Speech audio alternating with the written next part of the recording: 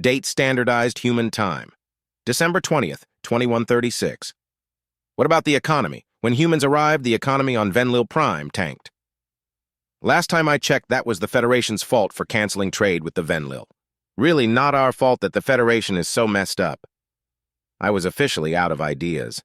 I had tried being easy prey. I had tried listening to the human. I had tried being combative. What should have been an easy task had somehow spiraled into meeting after meeting. I should at this point just call the entire thing off because clearly this predator was defective. Here I was explaining everything negative with humanity's contact with the Federation, and Joseph just took it as a challenge because, of course, he did. We fell into a routine where I provided a negative. Then Joseph argued against the point, after which he then attempted to provide a counter-positive that humans had brought along with them. I was within arm's reach, and the only move Joseph ever made was to occasionally provide an absent-minded, glorious scratch to the back of my neck, just in the right position to provide that relaxing feeling of joy. Did you really believe that something as minor as a discussion would cause Joseph to harm you? No. I had to admit that deep down I no longer believed that Joseph would hurt me. Maybe another human, maybe another predator, but not this one. The only time he'd even shown the slightest anger had been when he'd learned of my past.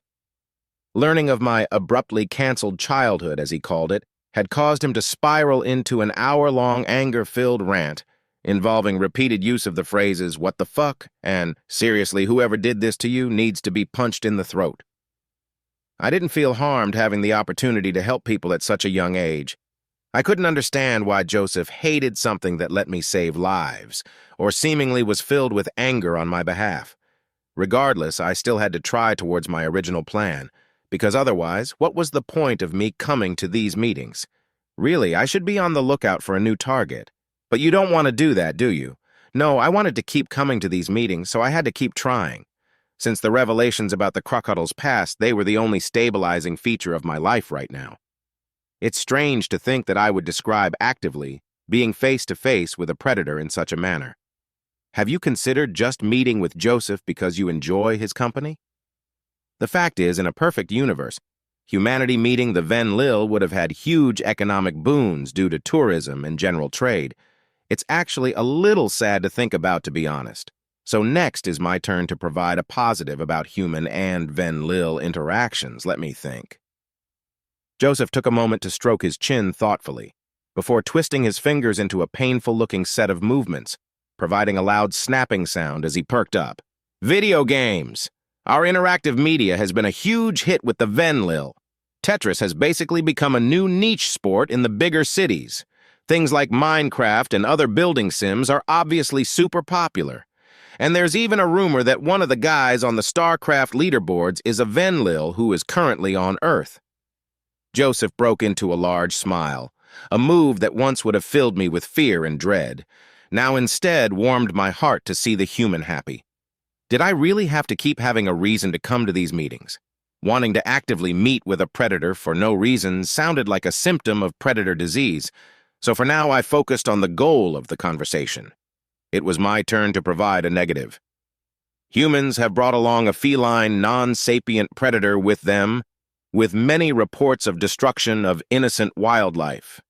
This caused the face of the human to fall in defeat, seeming to think for a moment and giving a resigned shrug in response. Yeah, I got nothing for that. The people who brought their cats are idiots, I get it, but idiots.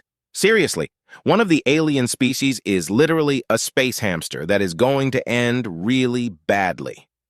I frowned. The outright admittance to the negativity of humans' actions was strange. Why would humans knowingly keep around predators they know are dangerous and harmful?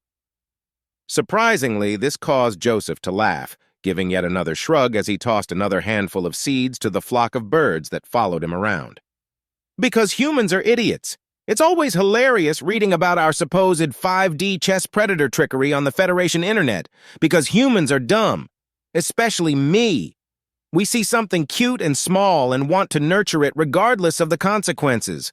Take a look at this Earth animal. Joseph fiddled around with his holopad device for a few moments, before holding it out to me to show what looked like a predatorial nightmare of a Xyrillian.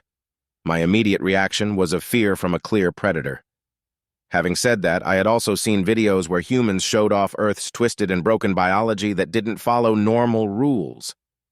Let me guess, this is a prey animal? God, no. That is an apex predator that would very much eat me if given the chance. You'd be fine as you can fly away.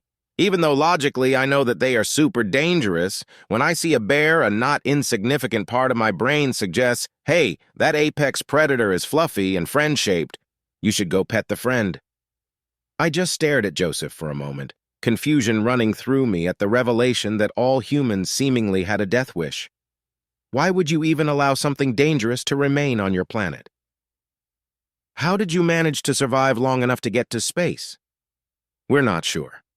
Still, if I had choose between the flaws of wanting to protect things that are cute and the messed up situation that is fucking child soldiers, then frankly we can— It's your turn. I desperately interrupted Joseph. I did not want to go through another version of the rant. Hearing it 2 times already was more than enough. Luckily for me, that seemed to work, as the fury that was starting to build up again instantly derailed into the human's more normal, happy self. Next one is easy. Food. Even you have to admit to the power of human food. I took that moment to glance at the newest bag of mangoes Joseph had handed me on this meeting, forlornly realizing that I was going to have to leave some of them behind simply because I literally couldn't fly with that many. But even our cooking seems to have taken root. The other day at the library, I heard a group talking about curry as if it was a religious experience. Wait, was Joseph saying that curry was human? Even in my self-isolation, I had heard of the new food that had been created in the Sweetwater region. It was practically impossible not to. Anyone who had tried the meal had quickly become an apostle for the dish, desperately trying to convert anyone they found to the glories of the new Venlil craze. That can't be right. Would it even be legal to sell human food? The human gave a shrug. I don't know, maybe it's a Venlil from the exchange program who decided to adapt the recipe. Honestly, checking out a curry made with Venlil ingredients sounds like an interesting field trip. Anyways, it's your turn. I struggled for a moment. I had to admit that when you actually went through them, there were very few actual negatives the humans had caused. Sure, people were terrified, but when you went through the claims one by one, so far there had been no reports of humans actually doing anything to justify said fear. Well, apart from maybe one thing. How about the uptick in prey-on-prey violence? Before humans arrived on Venlil Prime, there were practically no cases of such predator disease. But after humans started being integrated, there have been 2 cases of prey killing prey alone. There had been a lot of discussion as to what had caused the sharp increase. The leading theory had been of humans' aggressive nature rubbing off on the Venlil. Even the most pro-predator voices had to admit that humans were far more willing to use violence than Federation species. That's what theoretically made them such a potentially good weapon against the Axrur. But me bringing this up caused Joseph to point at me and smile. Not his normal happy smile, but a wicked predatory one. One that caused a shiver to go down my spine and my feathers to ruffle up. As if I was an innocent creature suddenly caught in a trap. That's because you've been measuring the wrong thing. Give me a second. He fiddled around on his holopad for a few moments, that smile not leaving his face before handing it over to me. You're an exterminator, right? So for the honor of the Federation and all that jazz, what's the difference between these 2 cases? I looked down at what had been handed to me. 2 predator attack files placed side by side, heavily redacted from what I could tell, with the names replaced with a number and the photos of the events replaced with text descriptions. It took me a moment before I asked the obvious question. Wait, how do you have these? For legal reasons, any files that get uploaded to this community were found. For actual reasons, the Federation sucks at cybersecurity. I think someone did a password dump of every exterminator account and like 40% of the passwords were just Inatala. I felt a little smug at that revelation. I had always pushed for better password security with an additional 40% just being Inatala with the first letter replaced with a number. I felt less smug. Still, I decided to ignore the terrifying conclusion that any human could get access to any government system they wanted, and instead focused on the task I'd been given. Even though they were redacted, I could still remember both of these cases. Both had been placed on my desk at some point. The first had been a Venlil called Vasky, killed by a predator in the dark side bordering town of Endwood on July 17, 2136. The second was also a Venlil, named Regvin, killed in the city of Dawn Creek on August 6th. I stared at both for a while before shrugging and giving up. They're both the same, aren't they both predator attacks? You see, this is the problem. You see a murder and instantly think only a predator could do such a thing. The first one has multiple injuries, claw marks, obvious signs of being eaten, and had multiple witnesses reporting a predator that could do such a thing in the area. It's a remote location, so you are more likely to be in contact with wild animals. Basically, a textbook case of someone being killed by wildlife. Joseph stopped for a moment to breathe and shoo away a few birds who had gotten too close. The second has only 2 precise wounds, with no other signs of injury. Only one part of the body was missing, the heart. Nobody saw anything that could do such a thing, and while the area is suspiciously lacking cameras, none of the recorded areas around the death have signs of a predator. Dawn Creek is way too industrialized to harbor a creature strong enough to literally break open a rib cage. The logical conclusion is that the attack required intelligence and was done for a nun-eating reason. It's a murder. Well, that couldn't be right. A prey would never do such a thing. But the human made a good point. What about if someone had disturbed the predator before it could eat? Maybe the predator couldn't be seen on cameras. So the first thing a hungry animal does is get to the hardest to reach areas first, then only does damage to one organ. Also, unless your wildlife is terrifying, animals can't go invisible or teleport into and out of existence. Joseph was right. There had to be another reason. Maybe it was or perhaps it could have. How could this have happened? Even worse, how did I not see this? How did I not question this? Now it had been pointed out, it was obvious. This was literally my job. Did that mean that I'd missed at least one diseased Venlil, who now free to roam about with predator disease killing others? There's also been 2 other murders that follow the same MO, same method of death and removing the heart. A medical worker on October 23rd and a general farmhand on December 4th. I use that one as an example because it's not just a murder, it's a serial killer.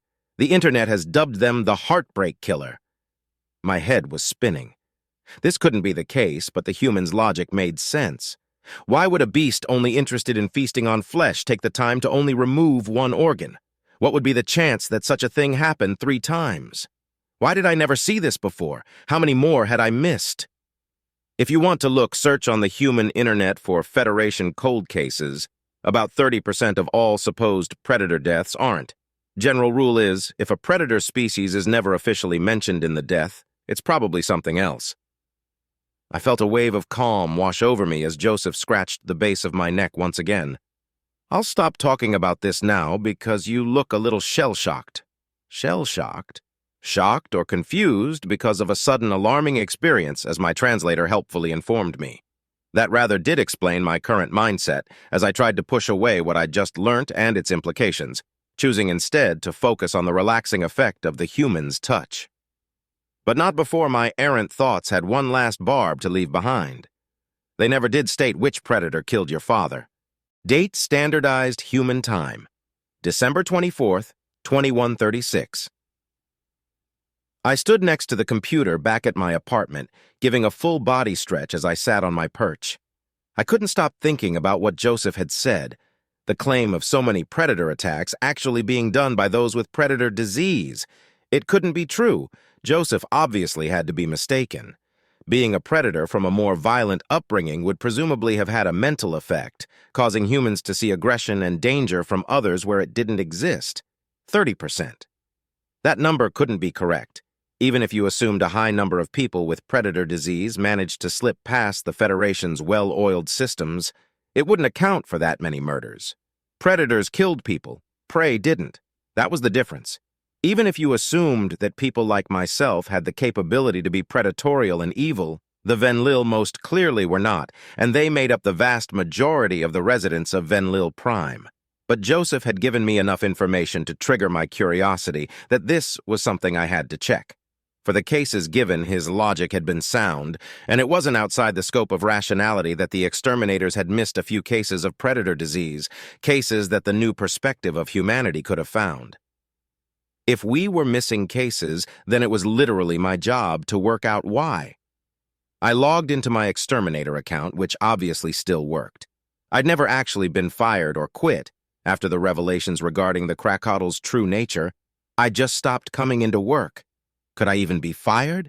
As an external advisor, my boss was technically the Federation Exterminators Guild of Nishtal, who right now were not returning calls. A court would probably find my contract to be moved under the Venlil Exterminators Guild due to extenuating circumstances, but everyone had more important things to think about right now.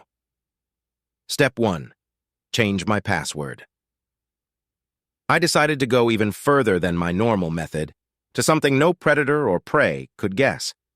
I replaced the first 2 letters of Intalala with random numbers and then added 2 additional numbers onto the end of that. 16 Talala 93. 10 whole characters of protection. I'd like to see a human try to guess that. After that, it was time to get to work. Swallowing a mouthful of mango, I turned on the human communication device I had stolen so long ago and browsed to the website I'd been given by Joseph. To think, my original failed attempt to discover the evil plan of humans would now be useful again. All that was left was to match up the anonymized records this website contained with the actual exterminator records and see if I can gather any useful insights from the humans, Federation cold cases. It was like everything else, human, aggressive, and chaotic. I was no stranger to social media applications. Every Federation species had them considering our natural social proclivities, but most were more heavily moderated in order to prevent predator disease from spreading. This was... Detailed essays stood side by side with immature humor and random, inane discussion. A sourced and highly researched 5,000-word analysis of a single blood splatter would be followed by a fart joke. The general vibe was immature yet serious. There was a huge anti-Federation slant to most information, yet a clear empathy for the Federation citizens who had been killed. I made a note to look up what KFC referred to, as many posts decrying the exterminators' efforts used those letters. I couldn't help but be impressed by what I saw. The vast majority of recent communications were around the heartbreak killer, as the humans had dubbed the possible predator disease-afflicted individual. Timelines, theories, pages upon pages of analysis. These people must be the human experts in this field of catching those with predator disease. It made sense, considering that being a predatory species, they must have far more experience with such things. Why have you never done any of this? How many others have flown past your wings? One piece of text in particular caught my attention in a conversation about potential suspects for the heartbreak killer. Some of them were people I vaguely knew, exterminators, politicians, well-known members of the community. But this one in particular angered me.